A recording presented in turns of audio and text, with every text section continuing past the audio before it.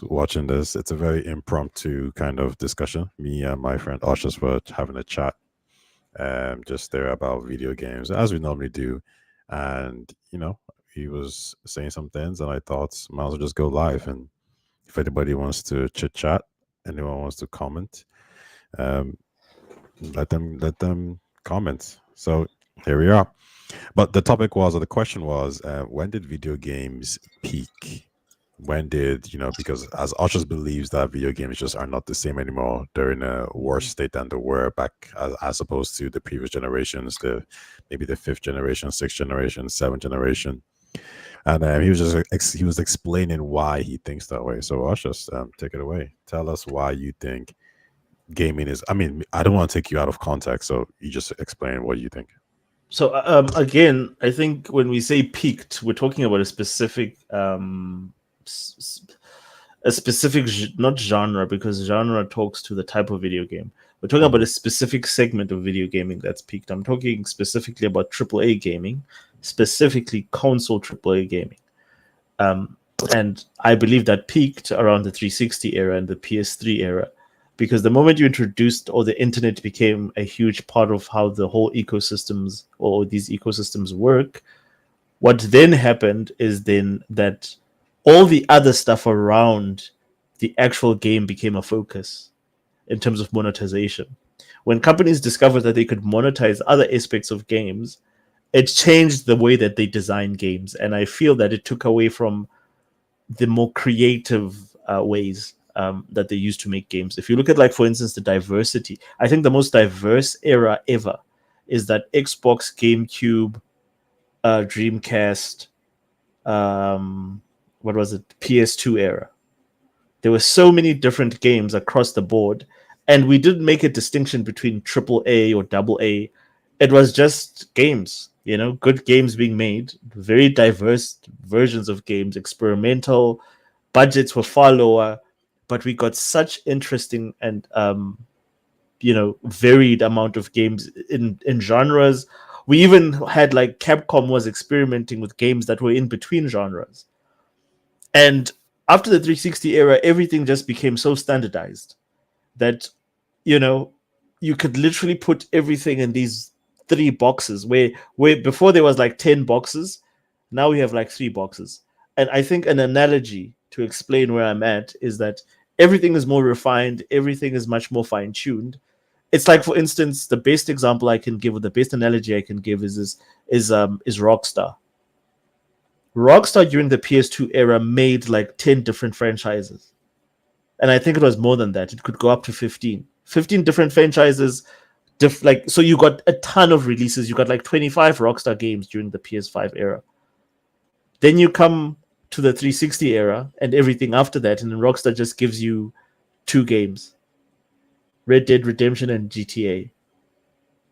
Whereas they had like 15 different like franchises back in the day. So you had variety, you had experimentation, you still had GTA at the core of that, but you had all this other stuff as well. So everything is so streamlined today that it's not to my taste, not to my liking. Maybe it's because, they've sort of like, and I'm a huge advocate against this whole thing of trying to streamline the market to where you can literally sell one game to 100 million people.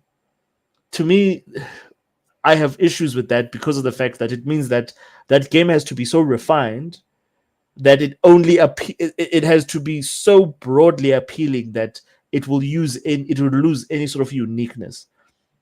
So long story short, all I'm saying is that I preferred the way that they made games between the PS2 era and the 360 era. I felt that there was more diversity then in the console space, versus now, where we're literally getting the same releases over and over and over again. Could you say that what we're actually seeing here is that gaming was always a niche back in the days, and the kind of games we got back then, we might have seen them as our version of a AAA game, but that was because there wasn't that much money within the gaming industry, so they were effectively indie games already.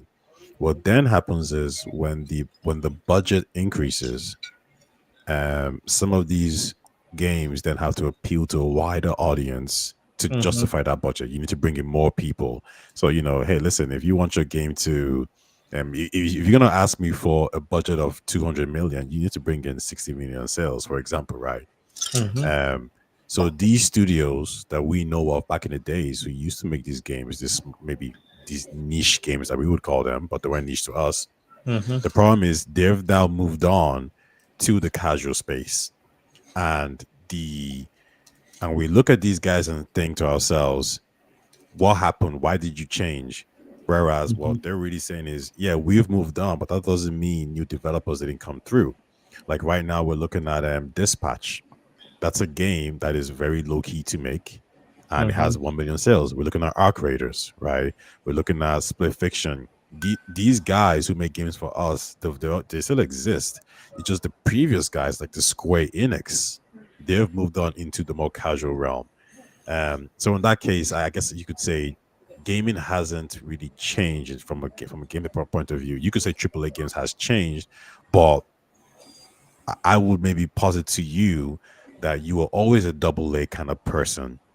And it's just that the double A developers that you liked before have now moved on to triple A casual games.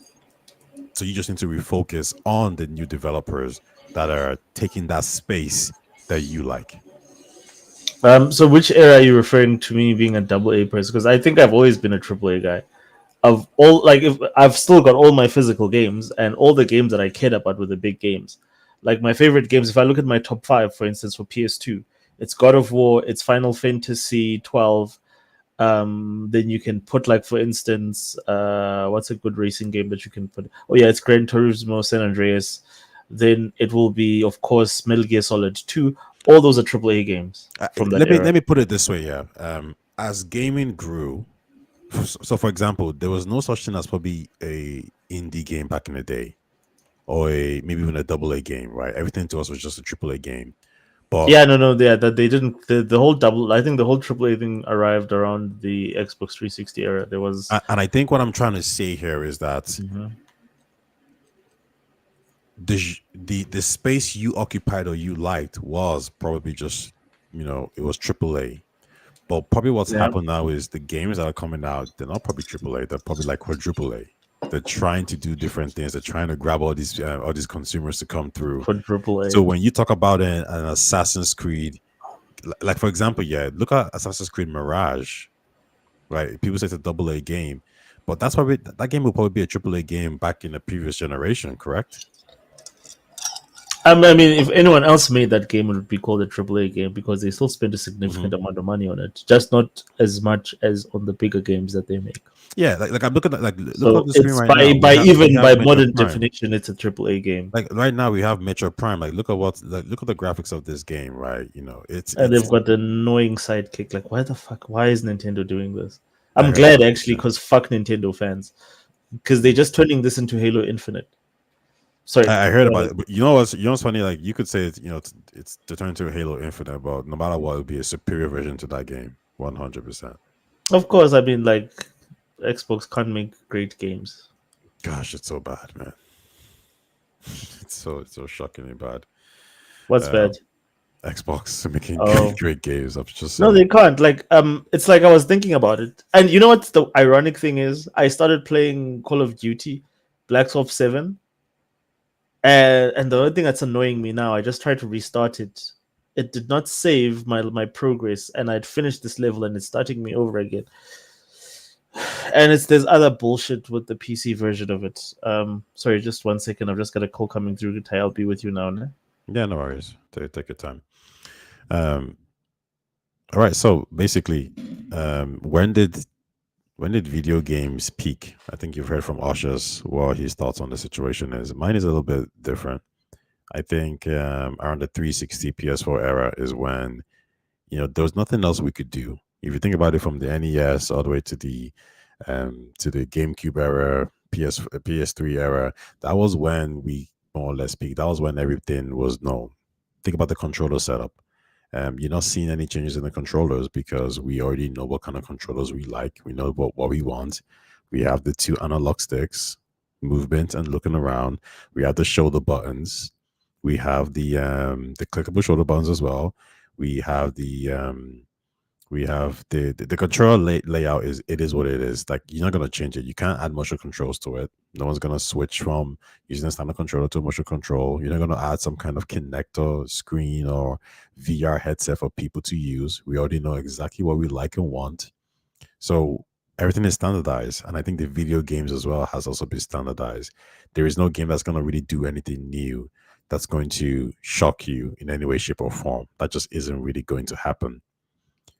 So that was when things peaked, and now we're just seeing iterative versions, better versions of the previous generation. That's it. There's nothing else to it. So when people are upset with gaming now, um, it doesn't really make sense to me because you could always still go back to the good old indies, the good old double A studios, and listen, they're kicking ass this year, as many people would point out. Claire Obscura, Split Fiction, Kingdom Come Deliverance 2. Don't forget, what am I missing here? Dispatch as well is there. Arc Raiders as well. It's another one. It's not Battlefield. It's not Call of Duty. It's Arc Raiders is doing extremely well. So you have all these titles that are doing extremely good, and they're not your typical AAA AAA blockbuster games. And I think that just shows me that, like, yeah, everything is like peaked. We know exactly what's going on. Oh, well, when I say peaked, I don't mean peaked in a bad way. Like you don't get anything new, but you're just getting iterative versions of what we like. So it's interesting because I told Asha specifically, like, hey, listen, let's we're having this discussion. Might as well go live and talk about it. And poof, he's vanished.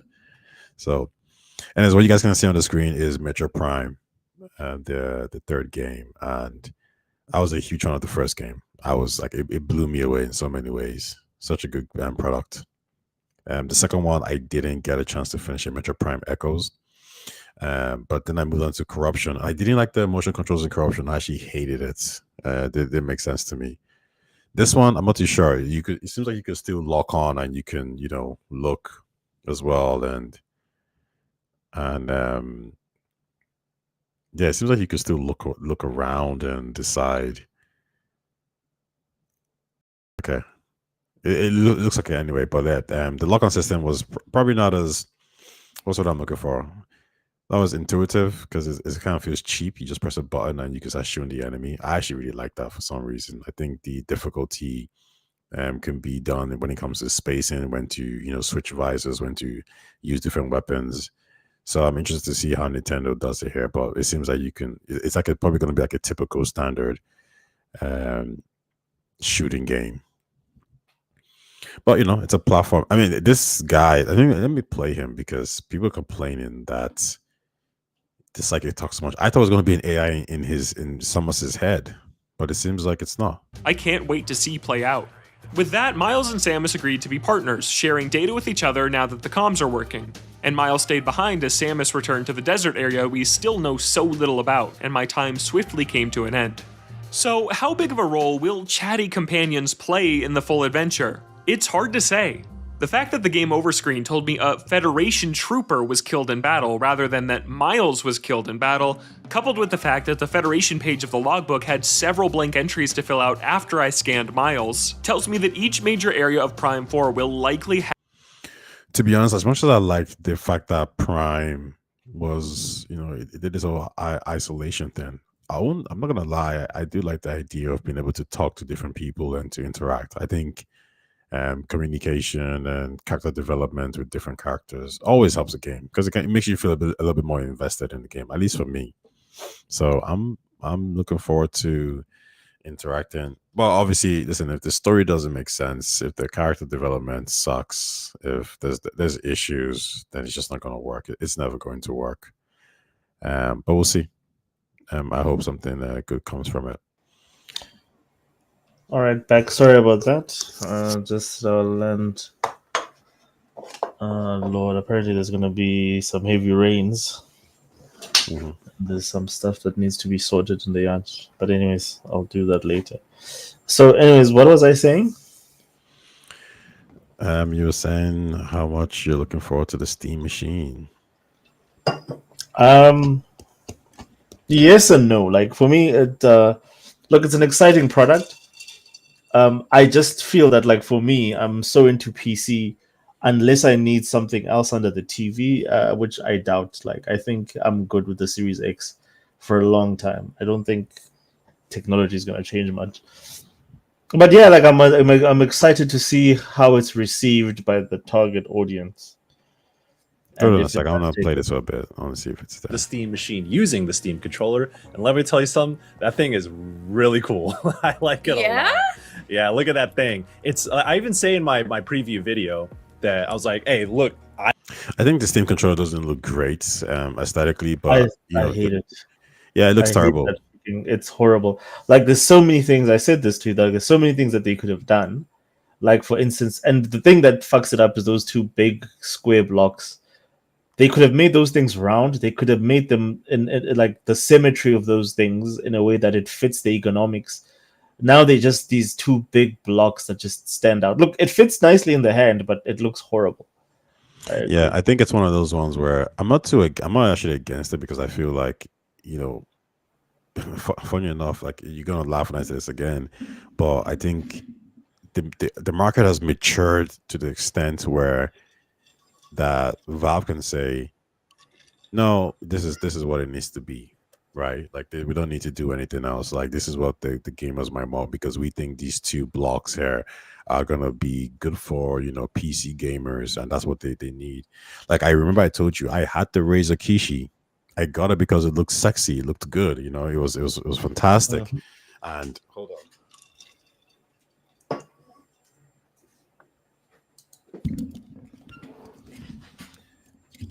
The Razer Kishi looked like a proper Nintendo Switch device.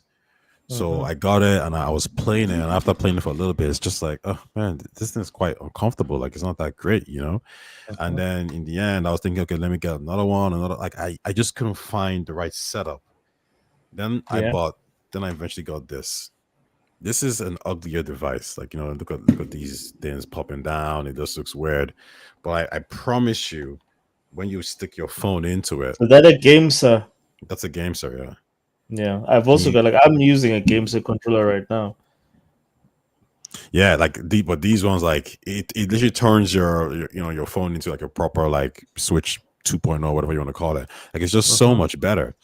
And like I said, it's uglier, it's not as sexy looking, but man, it feels so good in the hand. And it has like the back control buttons as well. And I feel like what Valve has just done here is like, you know what? We're not going for sexiness, we're going for utility. And the people who are interested in this device, they want to game properly. So let's do it. Let's game. I think that's what it is. So like, funny enough that you say that, because I was speaking to Cass on her podcast, and she was talking about the whatchamacallit, the console that we're talking about, the Steam machine. And she said, well, as a PC gamer, she doesn't give a crap about a controller. She's got, like, PC uses all controllers anyway. And, for her, she's a keyboard and mouse girl. So she actually would have preferred it if they just sold the box and not the controller. And she's a PC gamer through and through. So I think that's also a thing. I think a lot of PC gamers are also not too bothered by controllers. They don't care. It's just an over and above. And I agree. Like, it's just one of the, and plus you could always just get a different controller as well. Like, you could just get an Xbox controller. Exactly. All of the controllers work anyway. Mm-hmm. Yeah, well, I mean, like, with the trackpads, like, you kind of, it's kind of same function, not more. But again, this has to be competitively priced, and it is a closed system. Really, really cool. I guess the next question I think is, that's do you where think that the Steam machine is going to. Okay, the first question is, do you think Microsoft is worried about this? Well, I mean, according to you, Microsoft was always worried about this. This was always their primary. You're such a snitch. Well, according to you. but that's the thing. Like, your whole. I'm asking you the question. According to you. Go on. I'm playing. So the thing is, like I've said this to you a lot of times. I don't know. I don't understand what Microsoft is doing. Like, to me, like, everything that they're doing is so out of left field that it's hard for me to predict. Do I think they're scared of this? I think they are prepared for this. This is what, to your point, they've been preparing for. They consider this more because I feel that and this is just based off like listening to that speech with Satya, because Satya seems to be the only person at Microsoft that's willing to speak to the public openly about the future of Xbox these days. So if I listen to his interview and what he was saying, to me it seems like what he said, if I remember correctly, is this was never about console. This was always about PC. And now we are just doubling down on the fact that it was always about PC. So this has always been their concern. Like according to him, their target has always been basically Steam. If I understand correctly, that Sony is not really who they're trying to take out. They're trying to regain their share of gaming from Steam. That's what I gathered from what he said, a lot of what he said. And the second part I gathered from that is that if that doesn't work, or regardless of whether that works or not, they are still going to be the number one publisher. Their main business right now is being in the publishing business and growing player numbers through publishing. Okay. And what was the last thing he said? Sorry, there's one more thing that he said that I actually sent you. He said that innovation will come through. Innovation will come through margins, right? Margins, yeah. I'm gonna agree with that, to be honest, like to some extent, because I really do feel that think about it this way: like you're an indie dev, and you're a AA dev, and you ask people right now, like, where is the innovation coming from? And people are gonna tell you straight up, oh, it's the AA space and single A space, indie space. AAA space is not innovative. If you have margins to meet and you're not being given 300 million to do whatever the hell you want to do, well, you got to make your 50 million work, and you got to be creative in how you use it. And I think that's where we're gonna, like, think about it this way. We saw rematch,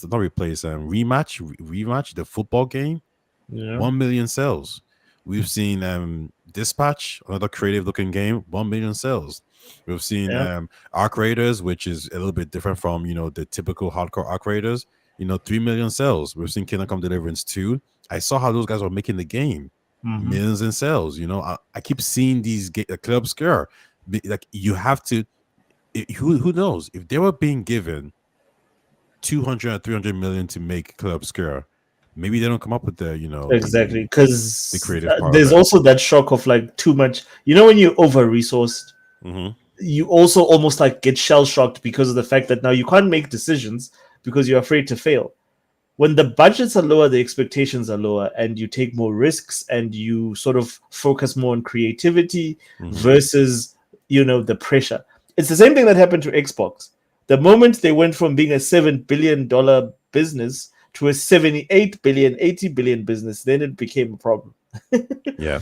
Like it's as you say, it's economies of scale, dude. Like, the more things scale up, the more the bullshit. So more money, more problem, man. So I really do feel though, like, look, the gaming is not in trouble in any way, in any shape or form. And why I can say that with ease, or like with peace of mind, is the fact that Nintendo is thriving. The only time I would think that gaming is in trouble is if Nintendo was, on the ropes and dying.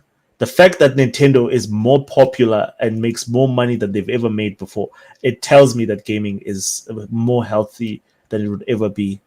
And the reason why I use Nintendo is because Nintendo is the original video gaming company in terms of like as we know video gaming today. So yeah, and they're doing great. So yeah, they're not like nothing can kill gaming. We're not in a situation where even if, like, for instance, AAA gaming regresses, it's not gonna kill gaming. It's that there's nothing. All that I want to see is just a situation where we have someone taking over, becoming the new EA. Maybe 505 games will become the new EA or whatever. Oh, sorry, Ubisoft. They're more closer to being like Ubisoft. I just want to see a little bit of a handover of power, and and I want to see the guys that have all the IPs that are super popular get a little bit of competition, a little bit of steel, like a little bit of fire under their asses, so that they can prioritize what makes them money. Same with Battlefield. Battlefield's a good example of that, because the last Battlefield did so bad it forced EA to go prioritize what their users wanted. Yeah, and there's always going to be consequences to these things. That's why even like I can almost guarantee you right now, when Battlefield, when the previous Battlefield was released, people can say like, oh, look at all these diverse characters, woke, whatever it is, brown girl, this and that.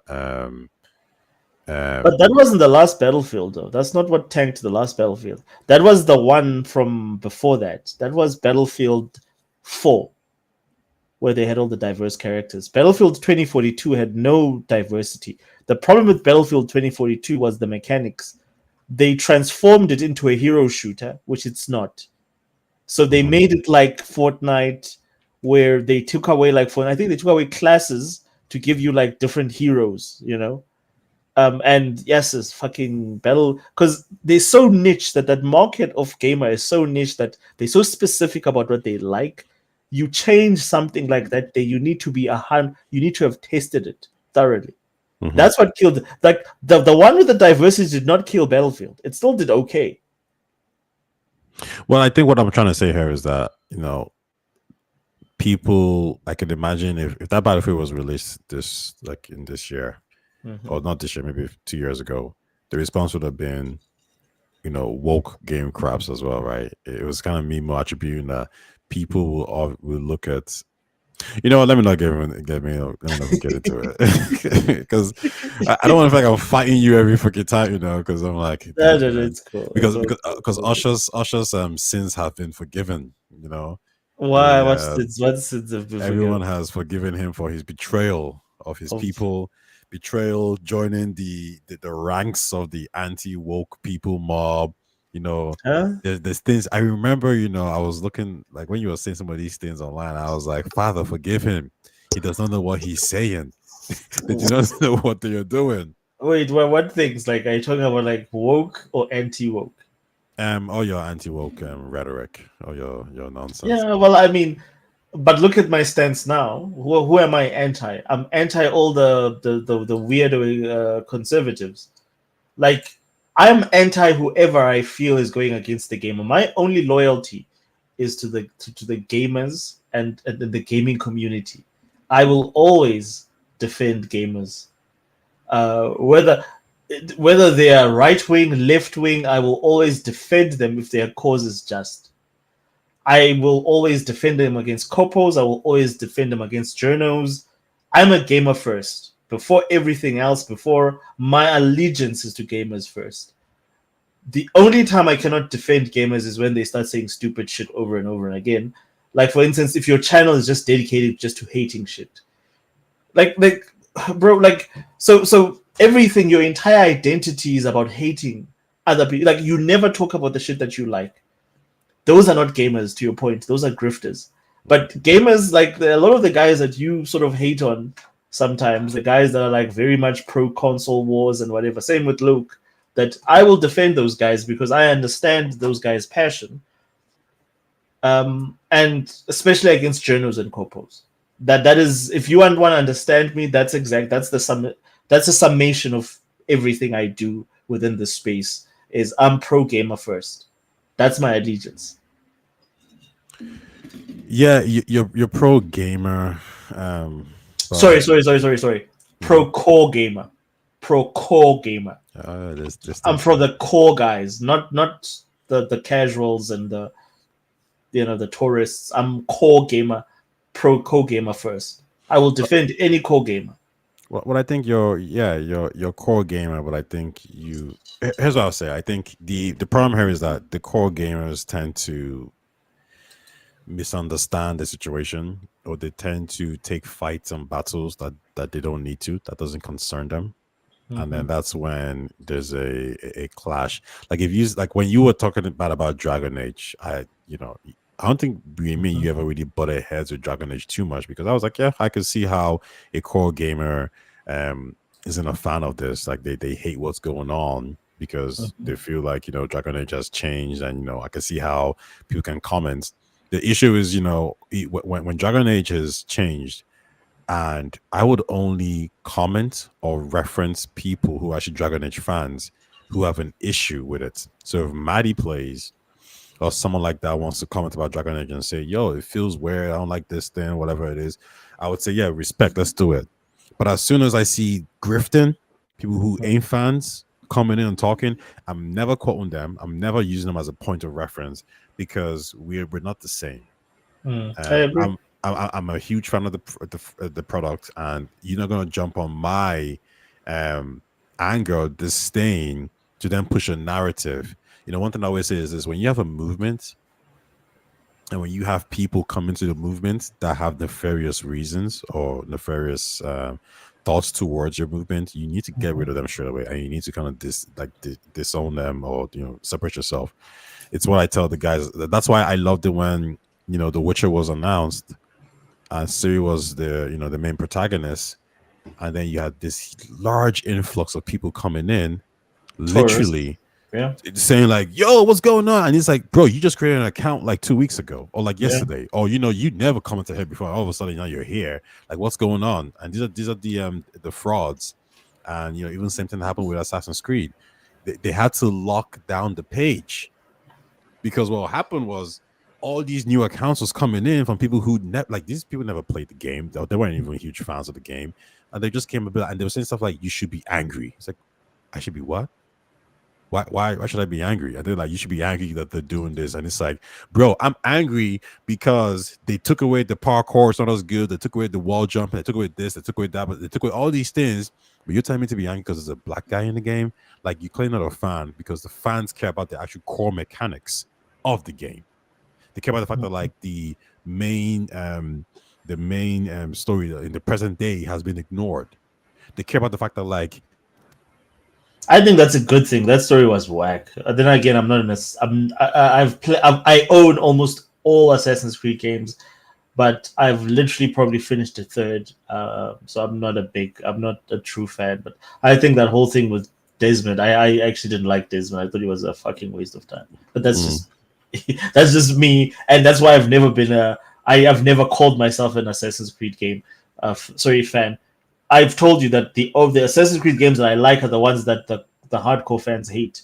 It's Odyssey, it's Origins, Odyssey, and Valhalla. That's my trilogy. Oh yeah, the RPG ones, right? So for example, even you would be seen as like a bit more of like the newish kind of casual kind of fan. And I'm happy to say that. Like, I'm a casual Assassin's Creed. I'm not that hardcore about Assassin's Creed. I did not like all that shit with Ezio and whatever. I enjoyed Black Flag. It was fun. Anything to do with not Ezio. Ezio was not bad, but it still was not really my thing. I didn't even finish Assassin's Creed 2. It just got too much at the end of the day. But like, the ones that I did like come close to finishing were those three. Was the RPG ones, because they appealed to me more than the whole thing with the Templars and all that bullshit. I don't care about that shit. Mm-hmm. Yeah, no. I agree, and that's just where like the core gamer thing makes like I get it, makes sense, but so it overreaches a lot. Well, I mean, like, but those are the people that you engage with the most. Most of the people that actually play games, you'll never even see. Like, they gaming is not their personality, so they will never be watching. They don't even know who Jess Corden is. They don't know like any of these people. They don't know who Clint Eastwood is. Like, they're so far removed from the what we're in, the space that we're in, that those are the actual majority of gamers. My thing is, and I lost my train of thought, but I wanted to say something about the core gamers, and I can't remember now. But like, I wanted to make a point about I wanted to make a point about core gaming, but like it's gone. No, it's fine. It's okay. I wanted to But again, like to me, there's no like. I feel like how gaming works. It's and this is the thing I feel like I always feel Xbox is being disingenuous about, is that there's money in console gaming. Even for Xbox, there's always money in console gaming, but they just don't want to make money that way anymore because they've got studios now that they can use as publishers. But if they wanted to, they like Xbox is not Valve, where if said initiative fails, their whole thing falls apart. They've got resources for days to fund shit, even after the fact that they've managed studios to the ground just to poor management. My thing is, I just feel that the will is not there. Like, if Nintendo wanted to beat Sony tomorrow, they could do it with the snap of a finger. Sorry, not Nintendo. Sorry, Xbox. Because I was thinking, what? They've got the resources. They could have done it at any point in time, but that was never their strategy. And when they had all the pieces on the floor to do that, they opted out immediately. That, to me, there's nothing that makes me more angry than that. Is that when we believed that everything had aligned, they have all the pieces on the chessboard to win, then they say, well, we don't want to play anymore. Oh my God. Like, it was like, yes, okay. So, okay. And I'll never forgive Phil Spencer for that. And you can call me emotional, but I'll never forgive Phil Spencer for that bullshit. Yeah, listen, when you make a product and your products don't sell, and they don't. No, but like, Taye, do you think that's why? Do you think Microsoft cares about margins, dude? Like, dude, there's no amount of money. Like, okay, fair enough. I'll let me put it like this. Everything that they were doing before buying Activision Blizzard did not even register on the Richter scale for Microsoft. It was so menial. So for me, and this is why I blame Phil Spencer. Why, if it's not his strategy, then we can say that this was an initiative from Satya. Why would you take on that sort of responsibility knowing that you guys cannot even do the basics of shipping games? It's so easy for someone like Amy Hood to come in and say, so wait, Phil, you want us to listen to you on how to run a business that can make profit, that can run, like, Chief, like, you guys are out of your depth here. And all the Activision guys that they brought on board from the acquisition were like, yep, yeah, we agree completely. Yep, yeah. This is a money machine. This is how it works. This is how it works at Activision Blizzard. What Phil is trying, like, and it goes back to a conversation. Like, everything goes back to that conversation I remember with Phil standing next to Bobby Kotick and in an interview, and Bobby Kotick was asked if he believes that a Game Pass strategy, a subscription service strategy, is the future of gaming. Like, nah, and he rubbished the whole thing. It's like, it's nonsense. It's not sustainable. It never worked. And then they asked Phil the question, and Phil was like, well, I respect his opinion, but I'm in charge, or I'm going to be in charge. So we're going full on force with Game Pass. I fully am in. And if you look fast forward a couple of years later, who was right between the two? Bobby. And that's my thing, is that, like, he made these decisions and he made these promises for us that he could never be able to go back and say, well, you know what? I can honor that promise. Because they just took it out of his hands. Like, and for him not to see that was going to happen. Like, Bethesda was good enough. They did not need to go after Activision Blizzard. And again, if it was Satya's move, I understand. But they did not need to motivate to go after Activision Blizzard. It's a different beast altogether. Yeah, changes everything. There's no evidence that the Game Pass strategy was incorrect. I think the Game Pass strategy would have worked, but they took all power away from him to make those decisions. And why? Because he was proven to be incompetent in terms of running the day-to-day business of studios at Xbox. Yeah, it was Game easy to Pass- discredit him. Yeah, like Game Pass only works when it only works when the consoles actually does well or the platform does Exactly. well. If Game Pass was on, if Steam was, if Xbox had the market share of Steam and Game Pass was there, Game Pass would have millions upon millions of players. If Xbox had the same number of consoles sold as PS5 and PS4s combined, Game Pass would have huge numbers. All those numbers would be like crazy. The problem is those devices didn't sell, and they don't have the market share when it comes to PC, and cloud is still growing, so they can't claim. So these numbers just was never going to work. So when, but like people don't realize, but when Bobby Kotick talks about, Game Pass, he kind of focuses more on why would I do this? Like he said about World of Warcraft. Like, Exactly. Yes. why would I put it in there when financially it makes more sense to charge gamers? And that's the Exactly. funny part. I think is hilarious because when gamers want to, like shit on Xbox, and they use Bobby Kotick, they actually don't understand what I was Bobby never Kotick on is that. saying. And I'm like, no, Bobby Kotick is saying that as a corporation, it makes more money to charge you separately so they can make more money, which is the same thing Sony said. Sony was saying in the FTC trial. That's Jim Ryan. That's exactly what Jim Ryan. He's like, what is like they were like, I don't like Game Pass. Why? Because I rather have you buy the game for $70 than get it for cheap. I'm making less money overall that way. And the problem is you're quoting somebody who's actually going against you.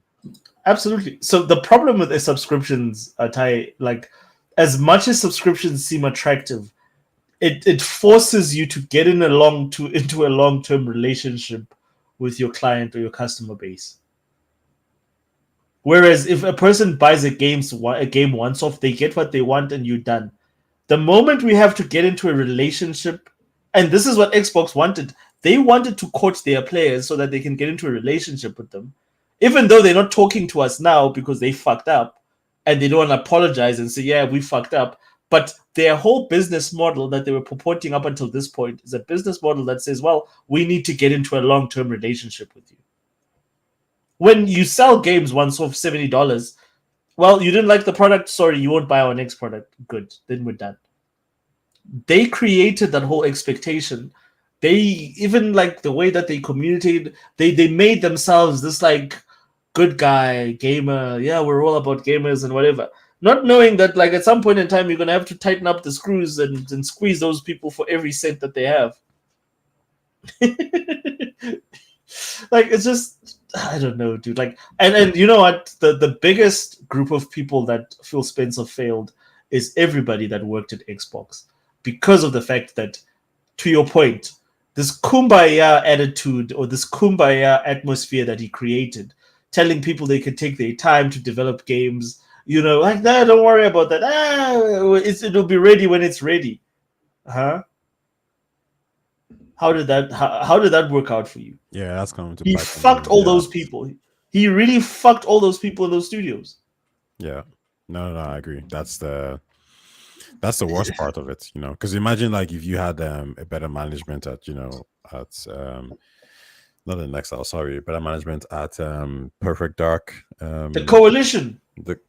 No, Coalition is good. Sorry, not the Coalition, the Initiative. The Initiative, yeah. Like, and it's crazy because one thing I was telling the guys that, can you imagine a world where Perfect Dark releases in 2025, right? And let's say Everwild actually dropped a couple of years ago, and the next Rare game drops now, and then you also drop in what's it like got cancelled, Blackbird. Yeah, imagine those 4 games are dropping in the space of like 2024, 2025. What happens is you get more profit margins. Yeah. And because you get those profit margins, now you can probably tell Amy, like, yo, we don't need to increase game or whatever. We don't need to fire people because we'll reach those margins. And then she's like, all good. I mean, I don't care how you do it. Just get me those margins. You can make money. You know how to make money in gaming. And the problem, like that Amy is, she's looking at the hole that they burnt with Halo Infinite, and she's looking at all the other holes of these studios still making games after like fucking 5 years with no tangible product to, like, it's shocking to me, Ty. Like, and I said this to you, I think yesterday, that you pointed out the fact that Fable has been in development for 8 years. We've not even seen more than 2 minutes of gameplay. Yeah. That is disgusting, especially for a studio that cannot ship games. Yeah. So, anyways, oh yes, I remember what I was saying before I had to take the call. I was saying to you, I was playing Black Ops 7, right? And immediately when you start, and I felt this way about Black Ops 6. This is why I gave it Game of the Year, my Game of the Year anyway, last year, because it's one of the few games I finished last year, and I really enjoyed the adventure. As I'm playing this game, I'm like, you know what? While I'm playing it, and I'm in the first couple of minutes, I'm like, this is what's missing from Xbox games. Is just this premium feel where you feel like you're playing, to your point, a quadruple A game that's a Hollywood level production. And I'm like, Activision, Xbox. You understand what I'm saying? So the only way they will be able to achieve that feeling in their games is by buying other people's studios who know how to ship games. Agreed. Or because somebody told me once, they said money can't buy class or quality. And I said, well, yeah, you're looking at the Xbox and you're saying it can't buy quality because look at that. They haven't matched Sony and Nintendo. And what I said is, no, it can. You just have to buy the right people on the right teams. Right? Like with Xbox, money, you can buy anything, dude. You can buy anything. And they were like, no, but look at, I'm like, no. But I was like, can you tell me right now that if Xbox had, during the Xbox One era, after the whole mess up, they say, we're buying Shu Yoshida. Mm-hmm. And then he becomes head of games. Different story. I'm like, that's a different story. Like, you can't tell me anything else. Like, he's in charge, so he's the one running the game. So the problem with Xbox is they had money, but you just had the wrong people in charge. That was it. The wrong people in charge. The wrong people squandered the money. Like, it's the same reason your girl is always crying about Xbox. Mike Ybarra is always crying about Xbox. I just feel that like the management is shit. The leadership at Xbox is shit. Like, no offense to anyone, but like, if I look at all the former employees and how disgruntled they were and how they felt like, you know what, I was the guy that could do the job, but because of the corporate bureaucracy that we have, someone else got my job. So I also was just disengaged and I was like, fuck this shit. Like, you know what, I know how to do this shit, but like, you guys decided not to hire me or promote me. You just gave my job to somebody else. So fuck you. I'll just let you guys do whatever. And I feel like that's a thing at Xbox, is that a lot of the people that actually get the shit done sort of get overlooked because of some guy that has good relationships with, with the boys in the company. And then it's like, yeah, you know what, fuck this. Like, that's the exact thing that tanked Halo Infinite, is a lot of the people that were responsible or were involved in the core building of the engine of the game, because it was supposed to be I think it was a Slipstream engine that they developed for the Infinite thing that was going to last for 10 years. A lot of those engineers were either disgruntled or not happy with the leadership at Xbox, so they left, and Xbox just ended up hiring contractors. How can you rely on contractors to carry your project through that you're going to be... You're saying it's a 10-year project. It's a game that's supposed to last for 10 years, and you think contractors are going to get through that? Fuck, I don't know, dude. Like, it's insane. Yeah. Yeah, but listen, it's never too late. The minimum they can be is the best publisher out there. I think they're gonna do that. And that's and I think the ecosystem play, makes sense. Whether you feel or not, like, I think it's something that they should do. Yeah. So they should do everything. Like, they have the money to do everything. Let them do everything. What I think the main thing here is, even from a margin point of view, I could see Amy saying like, okay, so we can't be Steam because they've just dominated our field. It's like Android, so we can't compete there. Yeah. Console wise, we can't compete because PlayStation is too good, whatever. Okay, cool. And I think she's saying like, so we can just be a publisher. Yeah. But what way can we extract more money? Like, DLCs. Wait, like, what about this? Is like, wait, do we have our own storefront, right? Yeah, we do. Okay, so why would we shut that down again? If we're gonna get 30% cut, like, Oh, yeah, see, that's a good question. Like, I still don't understand that because they're shutting that down literally.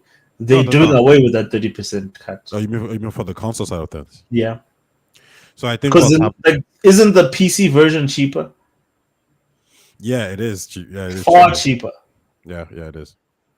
So they doing completely away with that. Like, and I would just love to sort of like entirely, like, this is where I really get confused with Xbox. It's like I want to understand the thinking behind that, saying that we don't need that stream anymore. I think that the thinking behind the PC merging is really just I've said this to you before. There is no path to success with the current trajectory. If you're going to release a Series X and S sequel that literally has no exclusives, and the only thing you're depending on to carry that is the fans of the the cross the fans of the compatibility, people who kind of like the controller and the ecosystem. You can do that, and you can sell at cost or at a profit, and you make your money, and they'll give you that 30% cut. But what's going to happen is that device will sell less, and because it sells less, you might get less ports. And because you get less ports, you're also going to get less. Like, it's going to be an inevitable slow failure. I agree. Like as soon as you started putting your products on different platforms, it was game over. Like, it was done. There's nothing you could do. Everything is just. And that's what I always said to do. That's what I've always maintained, is that the moment you do that, you forfeit console gaming. Console gaming is so specific. Like, you can't. It's Pandora's box. Once you open it, you can't undo it. You can't go back. You've now doubled down on that. And even if I look at Satya, it's a conviction for him. He never even, like, when he talks about it, this is what he wanted to do.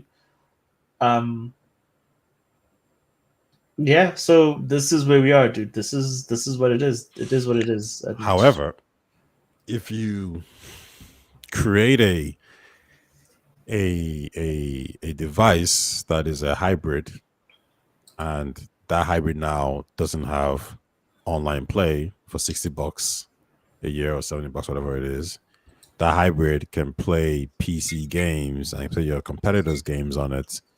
What you ultimately end up with is a device that has a USP that is different from what else is on the market. And that device, especially when you've unified that device from an ecosystem point of view with cloud and your PC storefronts, everything is unified and everything is play anywhere. That is the better play, because there's a reason why that device exists. Well, now, in your current position, if you didn't do this and you went through the previous trajectory, which was always going to fail in the future. Well, if you still had exclusives, you still had a fighting chance. You always have a fighting chance with exclusive IPs. Yeah, you still do. Yeah, for sure. I mean, like Nintendo, and again, we can go back to history and we can look at like the back and forths. The thing that saved Sony was exclusives. The thing that saved Nintendo was exclusives, ultimately. So it's always innovation mixed with exclusives. But once you forfeit that, you're absolutely right. There's nothing you can't backtrack that. You're locked in, and then you need to then decide, okay, this is the direction that we're going. Yeah. No, I can agree with that. I think like this direction is clearly smart, because, like I said, there's no way the Steam machine comes out and Xbox turns around and says, I mean, at that point you don't have any exclusives. Like, even if you didn't put on PlayStation, by default the Steam machine it has your exclusives. So there you're done. And so Sony, it's like eating your lunch. So Sony still has an option in that perspective, to your point, that if they wanted to, they could still pull their games. They've got full control over that. And I will tell you why they would pull their games. They would pull their games because then they would say, okay, cool, we're launching the PlayStation PC app. You want to play PlayStation exclusives, you'll play them on the PlayStation PC app if you're a PC gamer. Download the app. They cost exactly the same amount that they would cost on Steam, if not less. And then, yeah, that's it. So they still have that ace up their sleeve. That I would even say IPs. I would even say PlayStation would probably love that Xbox is doing this approach, Of hybrid PC. Because if you think about it, so yeah, it's only created a PC app, and just like Steam, it's incorporated into the Xbox app. That means that Sony can say, "Wait, these Xbox users don't have to go to Steam to get this game, or they don't exactly. have. They Yeah, can just it works for them. we're getting the sale off them 100% because Xbox Yep. isn't even taking a cut. So okay, this is good. Like yeah, let's do it. So I think Sony might even like that. Okay, fine, they're Yeah, gonna go PC. that works for They're them. gonna go PC. Nothing like Sony is the luckiest company in the world. Nothing has benefited Sony more than Microsoft going third party. They are the single entity that has benefited the most, that's going to make the most money. They will make more money off the deals that they had with Activision from Microsoft. So like they are the so it actually is too weird to me. Like I suppose you can give your boy Jim Ryan credit or discredit to say that he was wrong. He was absolutely wrong about like what would happen or what the outcome would be. All his fears actually were incorrect because he did not foresee. Because Jim Ryan still thought he was competing with like a Nintendo, a competitor that wanted to crush them. No. He should have actually just come forth and and made that whole thing easy for them, and then we could have started this process with them earlier, and they could have started printing some of this free Xbox money much earlier. Yeah, no, agreed. So yeah, man, like Sony is riding, and like for me again, like that's the one thing that just pisses me off about this is that Sony again gets to get away with. And Sony's horrible when they have no competition. Like they're the worst company if you're a fan of them. And I can tell you that the guys that are Sony fans are gonna see shit. I do have one thing though. Are you not like despite the Xbox putting the platforms and everything? Because yeah, I agree with you. I think it would be good if they were exclusive to themselves. But like just pushing that past that for a second. Do you not think that like them doing this PC hybrid thing is actually really exciting from a like gaming shake-up point of view? Not for me. It would be exciting for me if when it would have been exciting. And again, this is not a business decision or as a fan. It would have been exciting for me if Xbox decisively beat Sony and decided, you know what, we fucked Sony up. Now we're going to make a hybrid console. That would have been exciting for me. Because they would have gone in there strong saying we dominate the console market. Our value proposition is that we're the best place to play games. This was our strategy all the time. This is why we brought the Windows, the direct Xbox, which is what it was on origin. This is why we brought it into the living room. We brought it into the living room so we could beat Sony. Relegate them to number 2, dominate that space, and then come back into the PC space, and now we're going to reclaim the PC space from Steam. That's the next challenger. And Steam knows who they're going up against because they're going up against the guys that have all these IPs that beat Sony, all this like this OS, the Xbox OS that is probably the best. If you beat Sony with the Xbox OS, it's probably the best console OS out there. And now we're going to put it on PC. That is the conditions I would have been happy. What they're doing now carries very little meaning for me because of the fact that I don't know what if they're going to be able to do anything that's going to make a difference because of the fact that they're so poor at execution.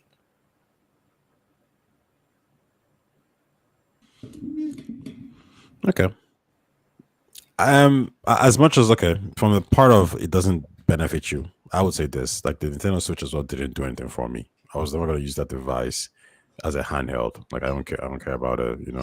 However, I was happy it was a hybrid because as far as I was concerned, that's a shake-up in the industry. That's something that's going to make people look differently. And the reason why I was happy was because with the Wii and the Wii U, I was like, this kind of shake-up doesn't do anything for the industry because I feel like it's a gimmick. And they Sony got into the gimmick, and so did Xbox with the Kinect. But then those things died away. Whereas the Switch can actually change, from a long-standing point of view, how Sony and Microsoft want to interact with gaming.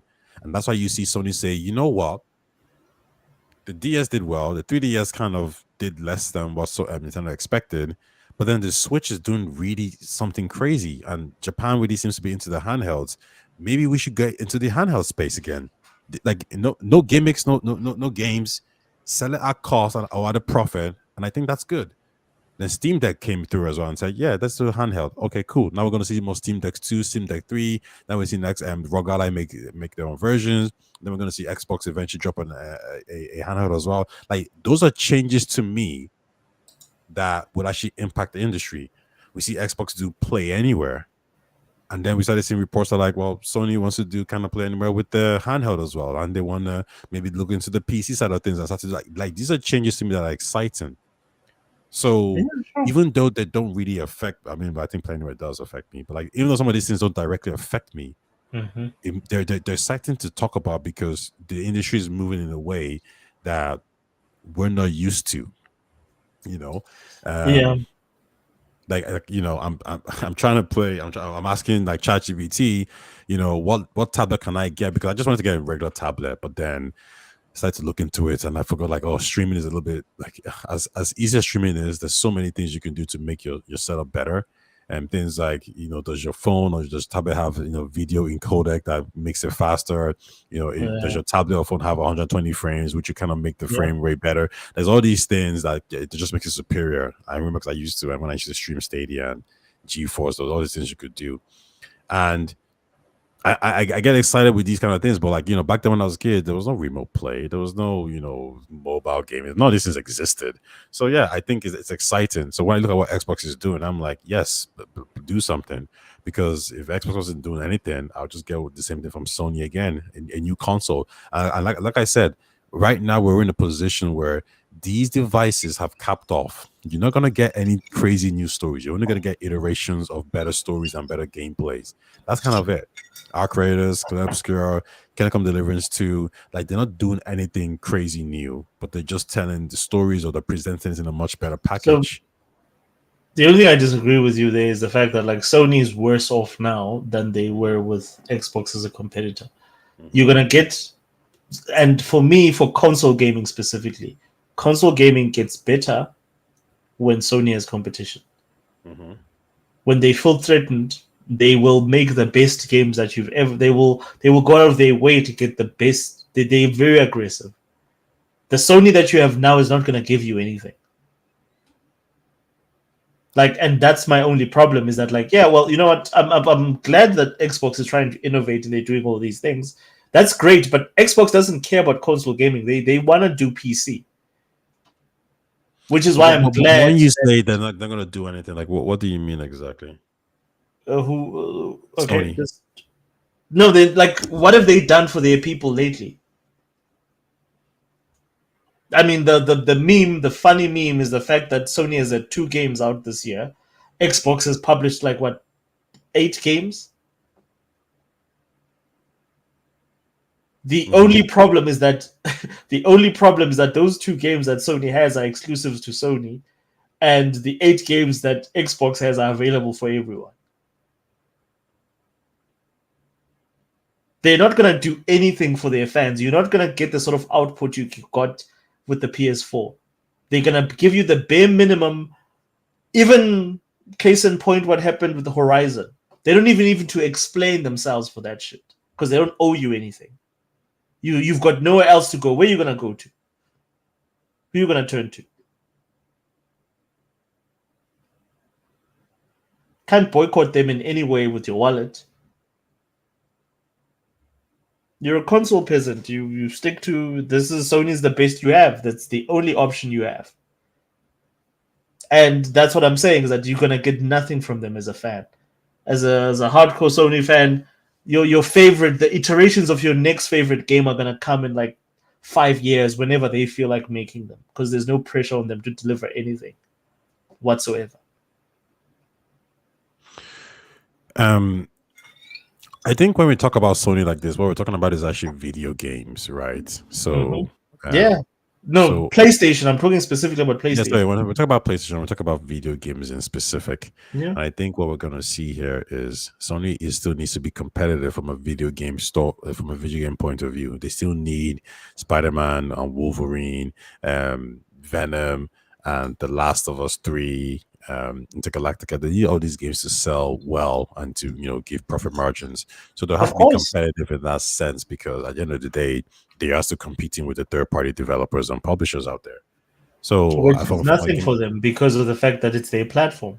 It's easy to do that. Like their games, all even Ghost of Yote, regardless of what the whatchamacallit was saying, that game is still gonna do gangbusters. Like I mean, and this is why another thing that just annoys me about Xbox is that they took away that whole thing to be able to comparatively measure whether or not a game does well amongst your audience because of the fact that there's a subscription service that's there, and it gives people that game immediately. The fact that like they could sell within a month, like it's currently in the current situation that we're in, they could sell 3.3 million copies of Ghost of Yota. It shows you that regardless, even if you make changes that certain group or part of the fandom is upset with, your shit will still sell. Nothing that they've put out there that is their traditional offering has failed. The only things that have failed is all the shit that they're trying to do because they're trying to copy Microsoft's homework. Everything that they do primarily for their core audience has worked. There's not a single miss. The entire generation. So what I'm saying is basically that you're going to get less of that. If that's what you care about, you're going to get less of that. Because they have your money anyway. They know that you're going to buy their shit anyway. So now they're going to focus on all the other shit like live services. They're going to put all the resources from the money that you're making them by buying their single player games. Even though they're drip feeding them to you now, they're just giving you a little bit by little bit, like they're just squeezing a little bit.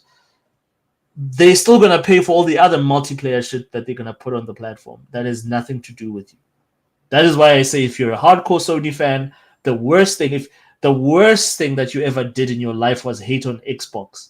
Because Xbox going away means none of the shit that you like you're ever going to get. The next time you're getting a Last of Us 3 is in 2040.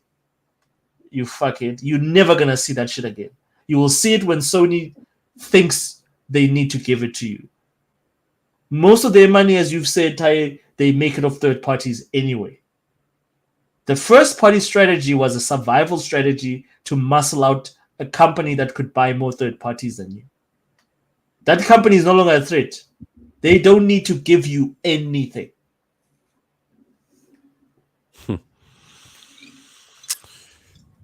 I still think I believe that because of the nature of the situation, we're still going to get good games. And I think that's where the good games probably is important. I think what Sony might do is you make an argument that from a device point of view, they might not do anything crazy.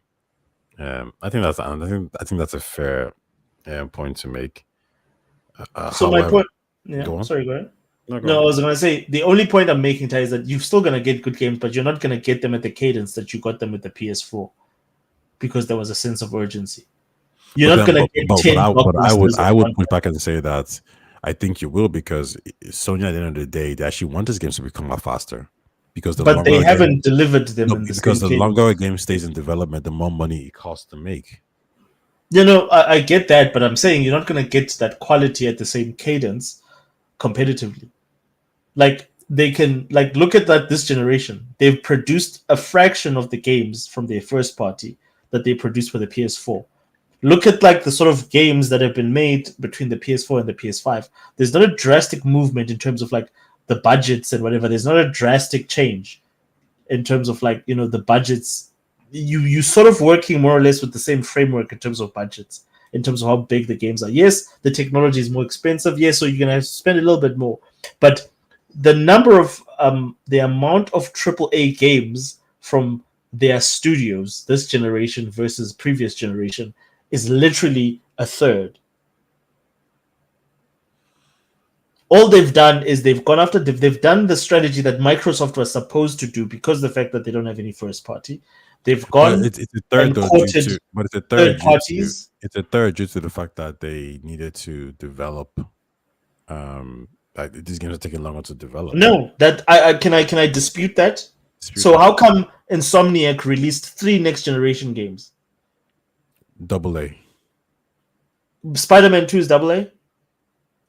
Sorry, Insomniac. Oh, sorry. Sorry. I thought you meant. I meant No, Insomniac. Spider-Man 3, Miles Morales, Hmm? Ratchet and Clank, and now they work on that's 4 games. Yeah. How many games have we gotten from our friends at Naughty Dog? Different teams, different. How many games have we gotten from our friends at Gorilla? Different teams, The different boss's wife. execution. No, dude, fuck that. I don't believe that shit. The No, it moment is. you know why I dispute that. The moment you playing at national, the moment you playing at what do you call it, at Premiership, at Premier League level, then you deliver at Premier League level. If Insomnia can deliver with 500 developers, you better fucking deliver because the money is the same, Taye. It's not like Insomniac's money is less or yours is. You guys are getting the same budgets. You deliver the fucking projects. No, that's It's not a business. No, but that's how development works. There's No, a dude, reason why there's an Ty- average Ty- time for developing Ty- games. I understand where you're gonna go with this. Yeah, I know you. That's creatively. That business, I give you deliverables, you deliver on the deliverables. You ship the games that you need to ship when you need to ship them. I don't care about like if Insomniac can make a game that is a AAA standard and we bought them for 200 million and then Bungie cannot ship jack shit and we bought them for $1 billion. Make that make sense to me. I can make it make sense to you because you're talking about one studio. Now Yes. talk about 10 studios. Like Insomniac. Yes. You can't. You No, can, no, you no, can- no. I you can no, no. represent- Well, You're okay, well, I representing can just Insomniac because Yes. you're right. Insomniac is a top tier studio that does what they Yes. do best. But you're saying that everybody needs to be like Insomniac. When the truth I'm is, saying everyone in the can. PS4 era delivered like Insomniac delivered. In the PS4 era, how many games? Yes. No, they didn't. Did they?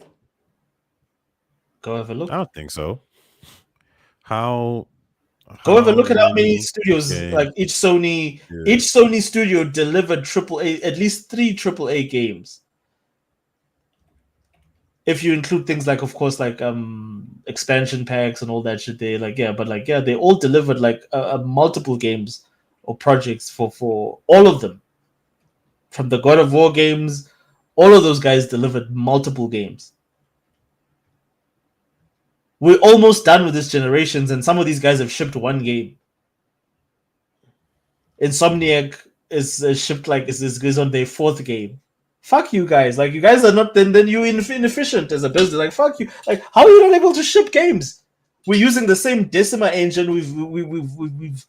We've simplified everything for everyone to be able to work better. We're giving you the money, but you guys have shipped 1 game, and these guys have shipped 3. Okay, so that is her. Naughty Dog developed 2 major original games: Uncharted 4, A Thief's End, and The Last Yep. of Us Part 2 for the PS4 era. Mhm. For the Guerrilla Games, released 1 major new IP, Horizon Zero Dawn. IP, but they shipped how many games for the PS4? Yeah, they also released Shadowfall for the PS4 Yes, launch. in the beginning they released 3 games. They released Shadowfall, they released Horizon Zero Dawn, and they released a sequel to Horizon Zero Dawn. No. I'm just asking for the PS4 era. Yes, for the PS4 era. Those No. were... I don't want games that came out when the PS5 came out. I just want PS4. Okay, fair enough. But So, the bottom line is that Horizon like has 2, Naughty Dog has 2. Insomnia Games developed 2 titles: Marvel Spider-Man and Miles Morales, which was Yep. oh, But like if you count Miles Morales, then you have to count Horizon Forbidden West. yeah, so I'm not counting that. Santa Monica probably developed 1 major game that was God of War, so they only did 1. Sucker Punch Studios did Ghost of Tsushima. That was 1 game as well. Ben Studios. No. did one Well, game. again, I'm looking at the amount of releases. They didn't release 1 game they released the remake of God of War. No, and I then don't care even- about the remix. No, but Ty, then like we need to be specific about our metrics because whether it's a remake or not, if your studio is making it, that's time away from development. We're counting development time and resources. Because normally those remakes and smaller They titles take time. Wait, did you mean Ben Studios? No, I'm talking about God of War. The God of War studio. God of War 3 was re-released for the PS4. No, because if you want to do that, then I could include all the remasters that Sony is doing for the PS5. Horizon remaster. Yes, absolutely. I'm including those remasters. Wait. So, but then that means Guerrilla Games has released 1, 2, 3 games for the PS5. Horizon Zero Dawn remaster and Horizon Forbidden West remaster. Fair enough. No, but it's not fair enough because you don't want me to include those games. I don't want to include. I didn't say don't include them. Include them. No, why would you want to include remasters? Because the fact that if it took away development, did they develop those games? It takes a smaller. No, it takes a smaller. All I'm asking is that include games because the remasters that were done for PS4 were made by the studio. They were not outsourced. If you're saying that they made those games, then include them with the PS5. Happy with that.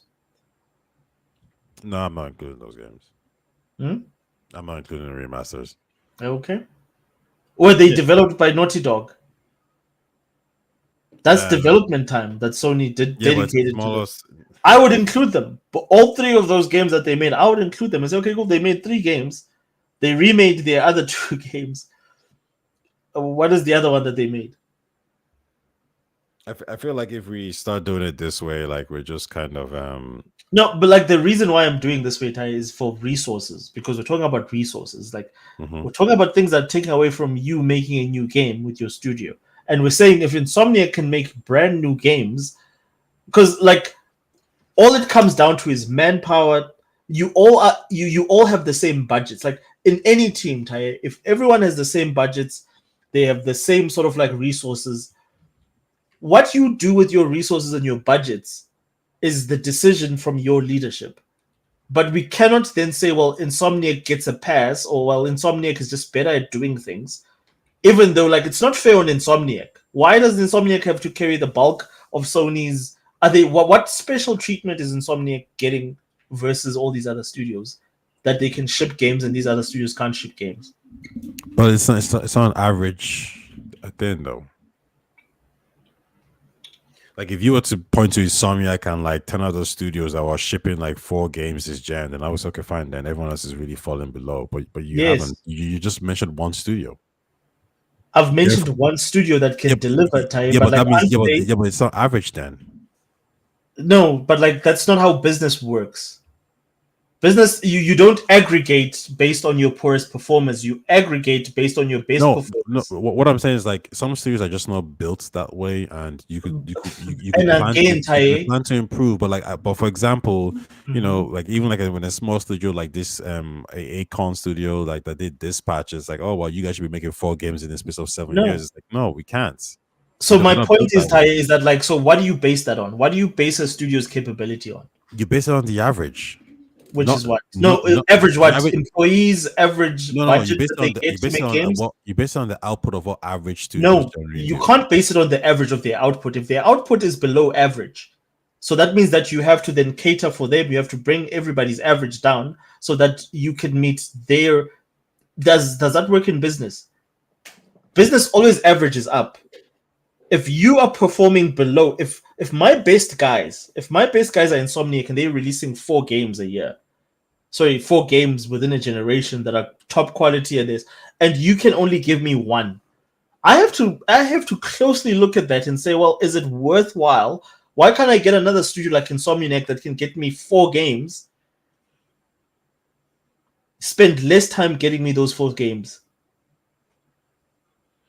Because even right now, we talk about God of War, Santa Monica. They've only made 1 game, and that apparently that's a bigger selling product than that's what gives them a free pass. Again, but you see, but now you're saying an exception. You're saying well, no, I'm not making an exception because I was gonna say the next thing I was gonna say is that you can say the same thing about God of War. You can say, well, God of War also sold the Ragnarok also sold 20 million or a shit ton of games. And Horizon also sold a shit ton of games, right?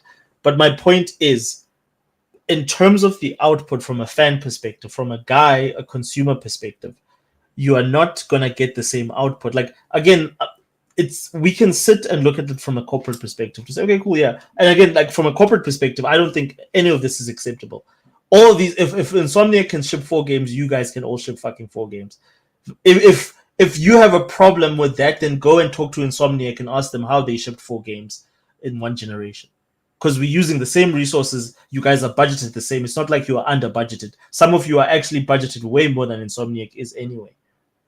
So my point is this: when it comes to that whole thing, like, and again, I always say I'm approaching this from a gamer perspective.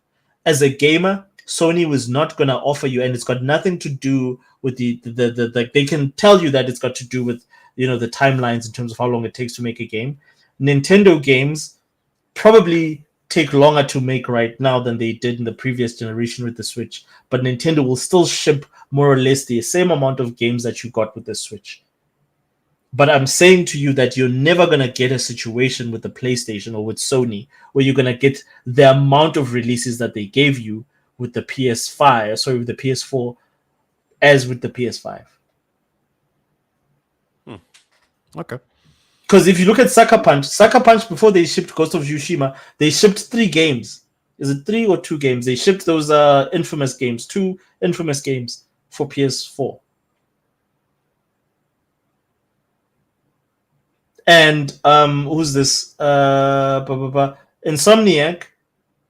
They were not just working on one franchise. Yes, they shipped one Last of Us sequel. They did the remake, and they did the best Uncharted game ever made, and Lost Legacy. The only studio that you could look at there and say, well, oof, in terms of offering, and it's because they were in trouble, because they were like, the guy was literally crying because of the fact that who's this who's that little Chinese dude? Sorry, that little Japanese guy. Is it Yoshi? Yoshida? Yeah, Yoshida. Yoshida kept turning down the shit that they were producing.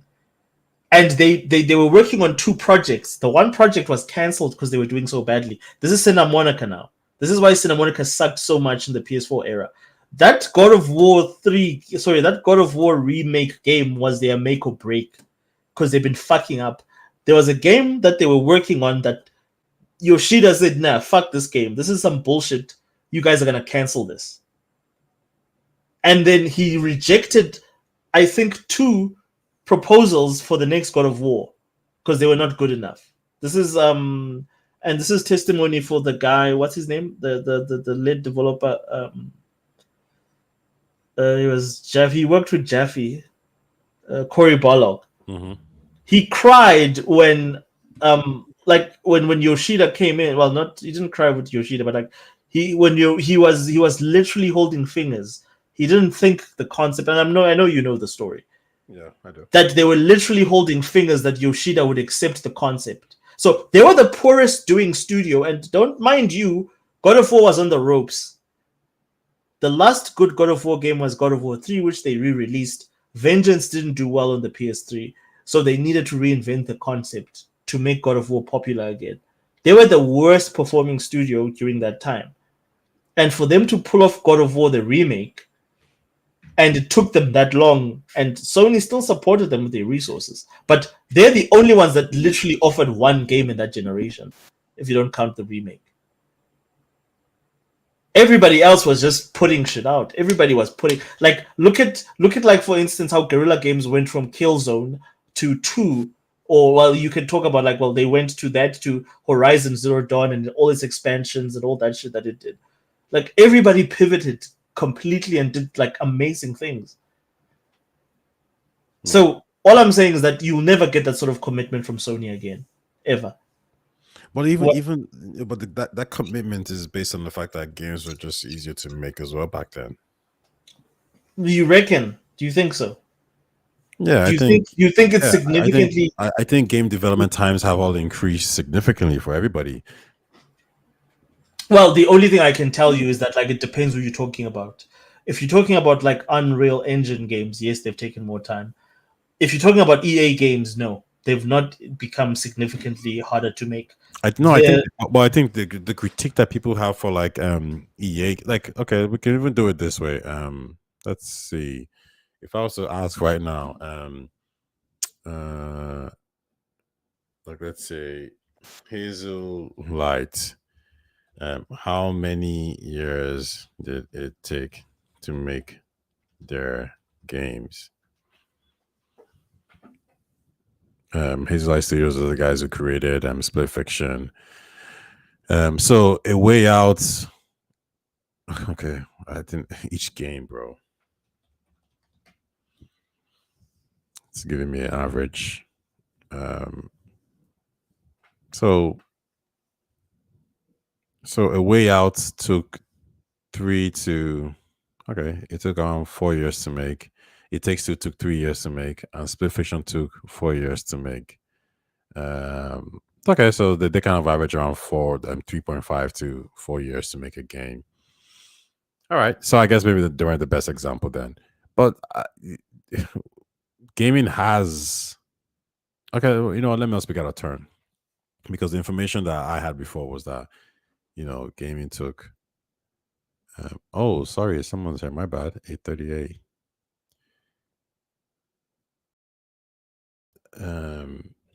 Hey, Soupy127. Sorry, bro. I didn't see your messages until now.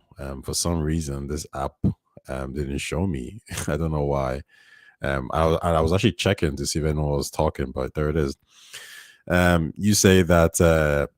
Let me put your message up on the screen. So, Soupy here. I think the problem with the Insomniac comparison is that the 3 Spider-Man games are all quite similar, probably using the same map, etc. to develop time is a lot shorter. That is a very good point that I wish I thought about, to be honest. Yeah, I think that is that tracks as well.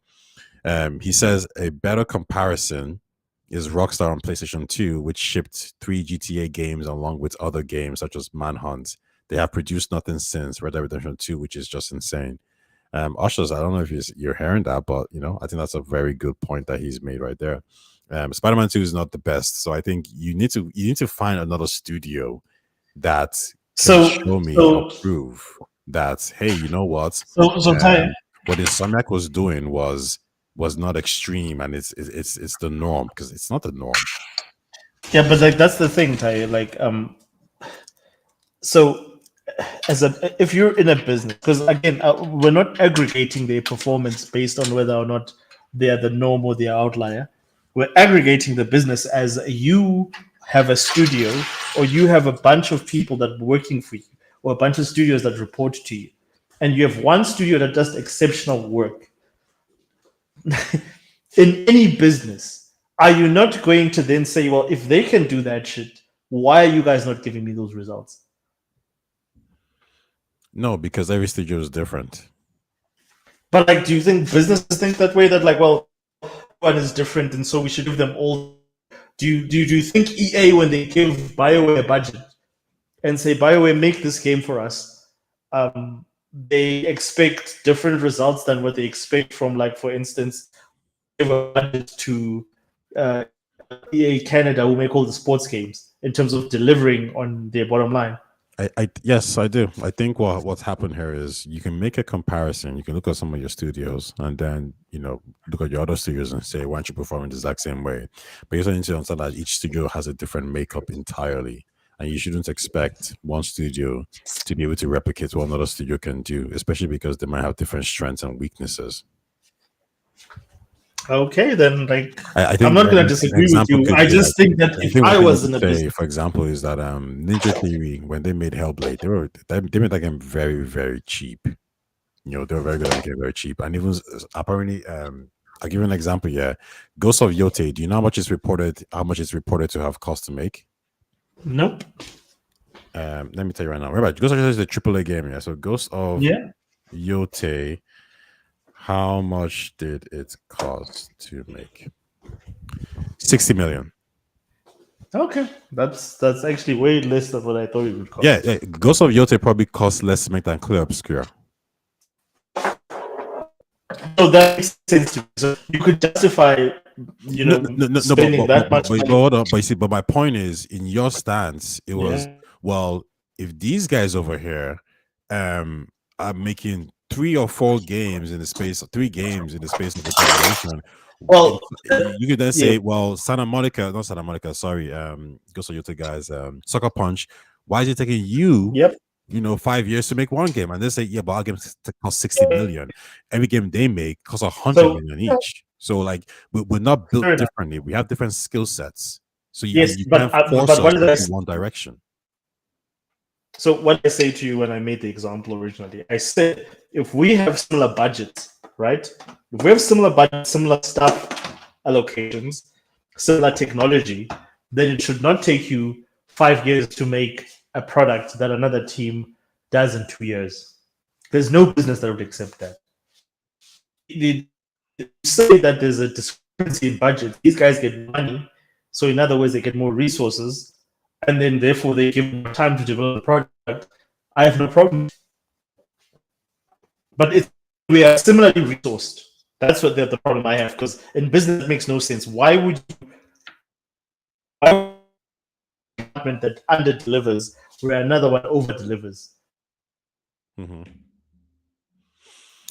In that sense, yeah, I think you can make qualifiers to that extent, right? And I think Xbox is probably looking at all of the studios and saying, "Oh, yo, listen, you guys need to kind of step up like Obsidian." But even at that, I would say that different studios are a little bit different. So, for example, I would say that In Exile is a studio that's been making their game for a very long time, and but they're very talented. Clockwork Revolution looks great. It's going to be a big hit. I don't think Xbox is looking at In Exile thinking, well, you should have made 3 games by now. It's like, no, we're a little bit different. We're a little bit slower paced. And also think about Obsidian. They already had the templates for Outer Worlds 2. We're Outer Worlds. They're already working on Avowed when Xbox purchased them. They already had these similar things already moving. They already had the tracks moving. So I can understand why it's taking so long for some studios. Now, even the State of Decay one, apparently the lead left. He quit, or he got let go. So then the whole studio got like a bit rocked by that.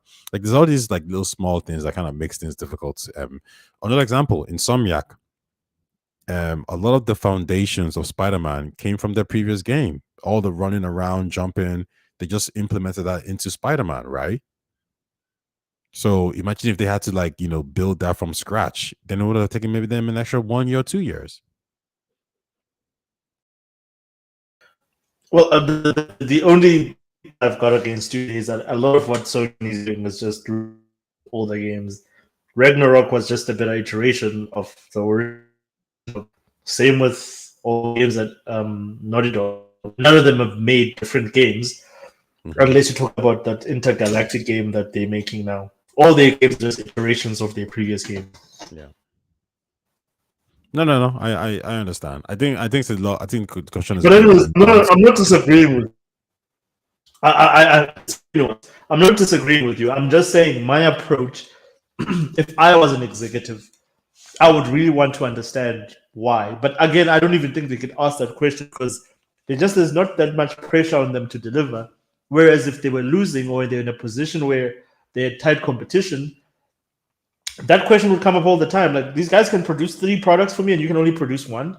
I just feel that now their priorities are very different. They're trying to get everyone to. It's not that everyone is not making anything. Everyone that's available is making live service shit. That's basically what I'm saying. I was talking about the priorities. I think we tend to look at what's happening now and make complaints, but we don't look at the outcome of those situations, right? So, for example, when Concord happened, Concord didn't fail because we said it's failed. It failed because the game didn't do the numbers it had to do. It didn't justify its budget. When we look at games, when we see the layoffs happening in Insomniac, Guerrilla, and all these studios, it's because they are either overhired. Sorry, just a real quick one. Rocky Singh says, I think every developer should be judged on their own merits. Think Insomniac are not the average, they are the outliers. Everyone else seems to be struggling this generation for some reason. I agree. Insomniac are not the the standard that we should hold them to. In the same way, I would say Larian Studios is not the standard we should hold every RPG studio developer to, because you got to remember, I know you didn't give this example. Larian had a large budget. They had over 400 people working on the game, and they had a backing from a large publisher, and they had 7 years of development time, which is not normal in this industry. So of course they were able to make a special game in that sense. A special game. So I agree with you. What? Even the third act, people complain about saying, "Yo, this didn't work out the way it was supposed to work out." Completely with that when it comes to Larian, because Larian, all the things as they had exceptional support, blah blah blah. These companies are all under the same publisher. They all get similar budgets. They all get like similar timelines to finish games, etc., etc., etc. I'm saying the only time that you can use that as a way out or as an excuse for a company is if, like, for instance, they are differently resourced. All of these companies, all of these developers are equally or similarly resourced. Maybe Sony has different expectations. You want to talk about ones that are security resource? I would say you mean, when you say resource, you mean from a budget perspective, they're a resource. I don't think what you're saying is all the things you mentioned when you were talking about when you were mentioning Baldur's Gate. Because talent and all those things are very much subjective and based on like the project that you're working on, the team that you're working on. All those are variables. They're very hard to measure. I'll give you an example as well. Guerrilla Games, when I did my my review of them, and the question I asked, like, okay, well, why did, out of all the PlayStation games that's come out, why did Horizon Zero Dawn take the longest to make? And especially when Spider-Man and Last of Us takes like 4 years or 5 years. And you could say maybe New Japan is just really good and very efficient. But Horizon Zero Dawn took a long time to make because Guerrilla Games were just a studio that were generally known for making shooters. They made a few third-person games in the past, but they're kind of being catered towards shooting games, right? So they're making shooting games, and they decided to make a post-apocalyptic game that involves bows and arrows, an RPG open world game where you can traverse and do many different things. That's gonna take time to work out, no matter what you say or no matter what you want to do. They have to learn how to write stories, in an RPG like fashion. They have to learn how to do many of these things that other RPG studios cannot do. Therefore, when Insomniac says we want to make Spider-Man, and Insomniac already has a foundation. First of all, they have Spider-Man games to look at from the past, so they already know what's going to happen there. They already have the experience making combat games like Ratchet and Clank, right? So you can already kind of like make a game that's like a fighting game from a third-person perspective. So that's another one. And then what was the game Insomniac made before Spider-Man? The game they made for Xbox. Hi-Fi Rush. No, the Xbox game they made that you can run around and jump. I forgot the game. I don't think you're joking about it. It's very Hi-Fi Rush though. Yeah. Something like Xbox game. It was the launch game. It was called. I can't remember the name, but I know. Yes, it's actually gonna piss me off. Oh God, Xbox One. Someone in the chat, help me out, please. Okay, I'm gonna go all the way down to. It's called Marvel Spider-Man, Ratchet and Clank, Sunset Overdrive. So we Sunset Overdrive. Yes, thank you, Rocky. Sunset Overdrive. So when they make Sunset Overdrive, they have some of the mechanics from that, and they just port it over to Spider-Man. So you can see how Insomniac are faster at making a game like that because they already have the foundations in place. That's not to say they don't have the skills, right? To speed things up, but have the foundations in place. So I don't think you're necessarily being fair when you look at Insomniac, because, like I said, they already have the skills in place. These are the kind of games they make. Let's look at Forza, for example, right? Not Forza, sorry. Let's look at Playground Games. This is a developer that makes racing games. When you're going from making a racing game to an RPG game with a whole new story, whole new characters, voice acting, you have to create NPCs, individuals. You now have to create the combat loop, magic potions, stats. You have to create the world, the universe, the lore. That's gonna take much more time than if It's CD gonna take Projekt you 8 Red. years. Yeah, I mean 8 years. Yeah, sure. It's gonna take you 8 years, 9 years, way more years than it would have if it was CD Projekt Red, because CD Projekt Red already knows how to make the game. They have the skill Yeah, I set. don't disagree with you. I don't disagree with you. But again, then I look at leadership and like, well, somebody didn't make a correct decision here. I But that's just agree. me. I agree that That's just that me. point. I agree with that I point. would have chosen someone. Why didn't we then not go with someone that can actually make the game? Like it's like I don't know. Like yeah, I'm being cynical. Look, I understand where you're coming from. I understand where the chat is coming from. But if you look at everyone reasonably, or every studio reasonably, and you look at what they can and cannot do, but unfortunately, most of the time, what it comes down to at the end of the day is that the longer you take to make one project, if that project fails, you're fucked. So even for your own health as a studio, it's not good for you to work on one thing for the longest time. So if I look at the PS4 era, it was way more, in my opinion, healthy for the developers, because Sucker Punch went from making Infamous, and that was their franchise, to making Ghost of Yotei, because they could deliver two Infamous games that were successful, that people wanted, and then they could do the thing that they like or they want to do. Even if it failed, they could still didn't just roll back to Infamous.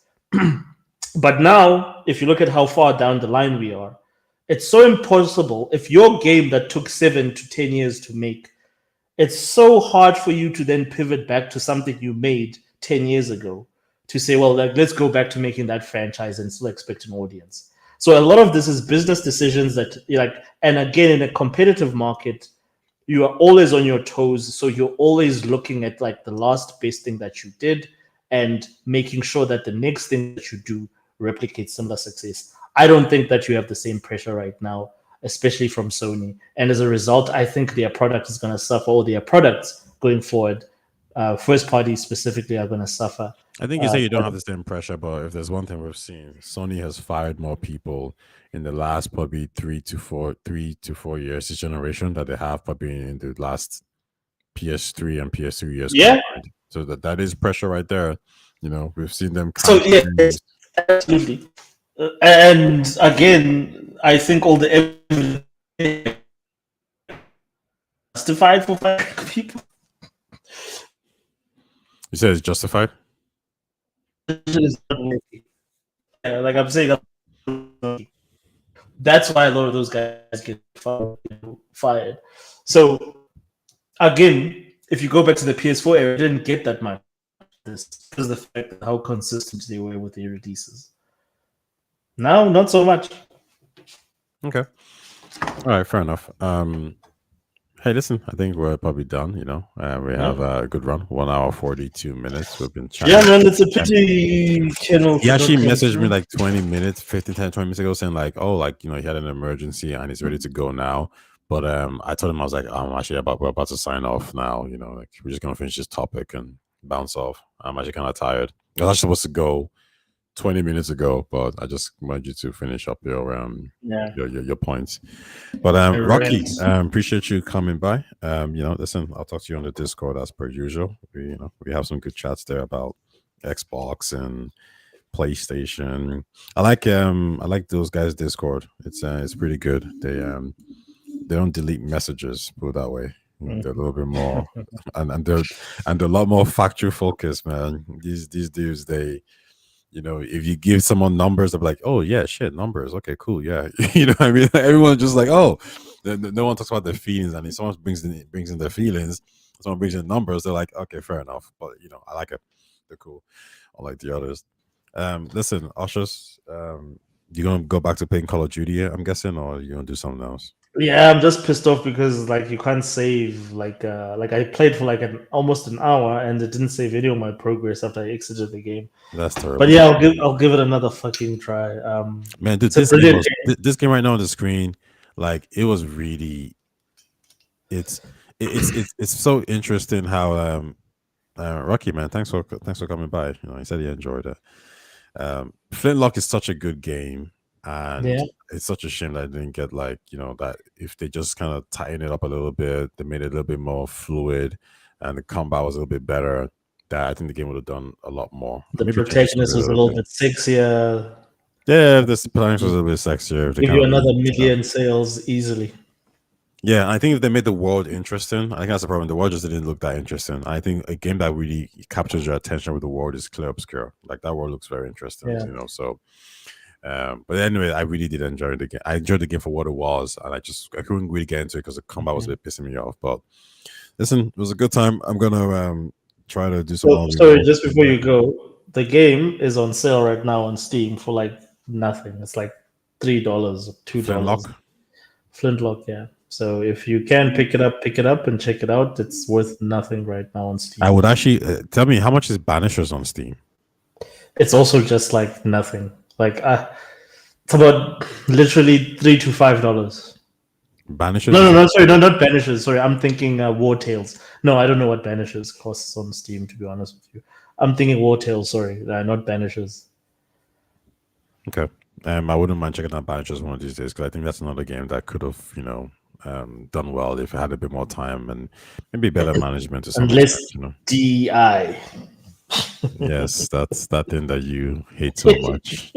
I don't hate dude. Like, when last did you hear me complain about DI? Is that I think because it's done. I think the Yes, talking it's points are finished. finished. Yes, it's the same thing with console wars. The same thing I say about people still talking about sales. Why do you still care? It doesn't matter anymore how many, like, unless you're just trying to own people on the internet. Doesn't matter how many sales Ghost of Yotei, or sorry, units Ghost of Yotei sells. Nobody cares. Console wars are over.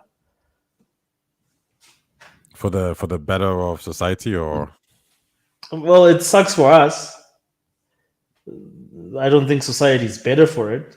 Now there's nothing like it's like, well, what do we fandom? What are we fanning in games? I guess they just have to fanboy games themselves. Well, that's like saying, well, you just fanboy players in the soccer league. That's stupid. It makes no sense. I'm a fan of Zidane. I'm a fan of Mercy. Okay, so what about Barcelona? Like, there's no teams anymore. There's no competition. No, it's pointless. You I still guess play people- the games and enjoy them, Do people fanboy publishers? huh? Do people fanboy publishers? I know I've never fanboy publishers. Like, I even like I could say I was a BioWare fan, but not to the point that I would not play another guy who makes RPGs games because I only play BioWare RPGs. Okay. Cool, man. I'm gonna buy Dispatch probably today. I was thinking maybe I should wait until Black Friday because I could buy it now for like $30, $40. But what if? Because I'm gonna get it on Steam Yeah. because I can't get it anywhere else. But it's kind of like, well, if I do it, like, why don't I just wait until Black Friday? Because it might be like $10 off, So it's like, because I'm not even gonna, how much I'm gonna even play it tonight. So I might as well just wait, So I might hold off on it. But yeah, I'm definitely looking forward to playing. I was Okay. thinking the same thing, but my thing is, and this is just my philosophy, is that I tend to try and support devs that make games that I like. hmm That's the one reason I would sort of like buy it now, because it's also dirt cheap, dude. It's like I don't know, like what does it cost in your region? But it's really like $35. exactly. It's like super dirt cheap. It's like compared to like how games normally cost. So to me, it's not gonna kill me to do it, and I would rather just have that go towards the statistics that they sold this much in 2 weeks or 3 weeks or whatever. So I'm gonna pick it up. It's just that I'm trying to get other stuff that I want on Steam so that I don't like paying multiple times on a credit card. Well, quick So- question: have you so now that like you became a PC gamer, did you just stop buying games on the Xbox platform? Mostly, yes. I buy almost nothing. I just play things on Game Pass now on Xbox. That's interesting. Yeah. Because I don't know, I'm just not invested. Again, like I'm a fanboy, so I was invested in Xbox for all the Xbox things. So now that I'm no longer invested in them in that way, I don't spend money on the ecosystem aside from Game Pass. So like if a game was out on Xbox and obviously you buy it on your PC and you can play it on your ROG Ally, you wouldn't buy it on Xbox's platform because of Play Anywhere, PC, ROG Ally, Nothing like that. Like you wouldn't think to do that. If it was released on Steam and Xbox app, Yeah. and it was Play Anyway, I would still buy it on Steam, Mhm. unless it's a mobile type game. It's a smaller game, like a what is that game that just came out that was highly acclaimed? Like, well, let's say Dispatch, for example. Like, would you buy Dispatch? Like, No, let's say it was on Xbox PC and it was also on Steam. Like, I basically, would I'm buy gonna it. ask you, like, you don't buy any games on Xbox PC anymore. No, Hmm.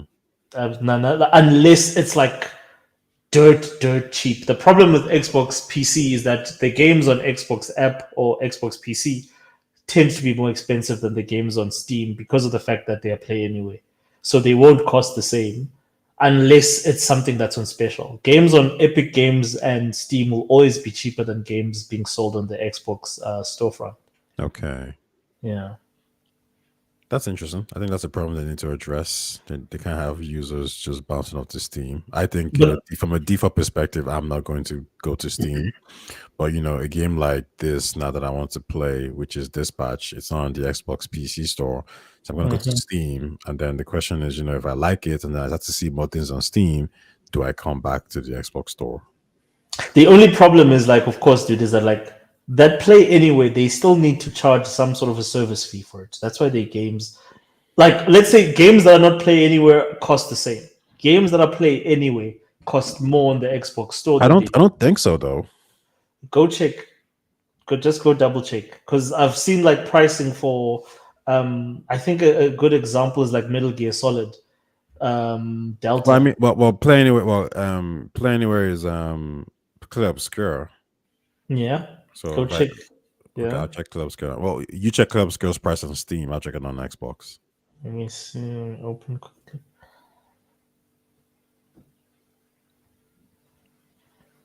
Um, Also the altars. So Claire Obscure Deluxe Edition is $64.99. Jesus Christ. Well, what's the normal price?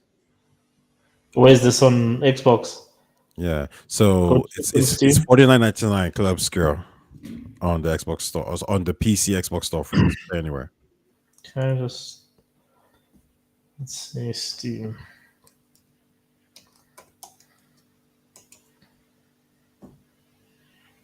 There is a sale which is $39.99, but I think that's a Game Pass sale. Just a second. So you can say, okay, oh no, it's right now it's 20% off. So yeah, there's a sale right now for 20% for 40. There's a sale right now for $40, but normally it's €50. Oh, let's see. Sorry, I'm just. See, Steam is stupid. Like, now it's taking me to the app. Let's see. Clips. Yeah. So So it's €50. giving me rands. That's the problem. It's giving me the pricing in rands. Let's say dollar price. So it's giving me my local currency. Steam price dollars.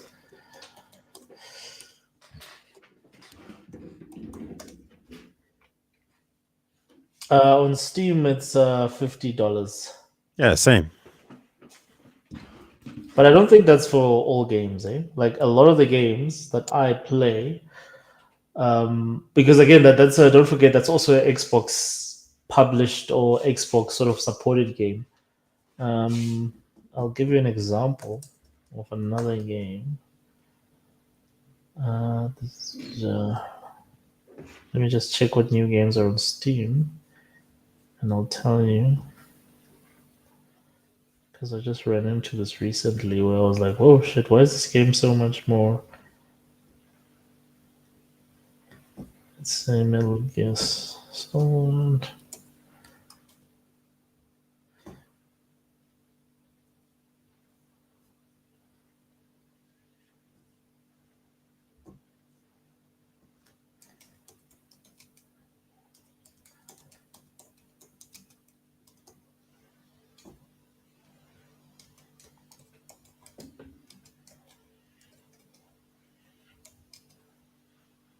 Okay, you find it?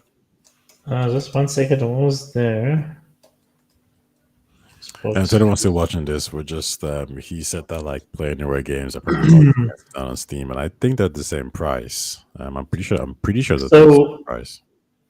On Xbox PC, Mm-hmm. Metal Gear Solid is $69, and Oh wow, you got kicked out. I guess that's a sign that we should close it there. Listen, to everyone watching or to anyone who came by, thank you, and I'll speak to you guys at some point. Ciao now.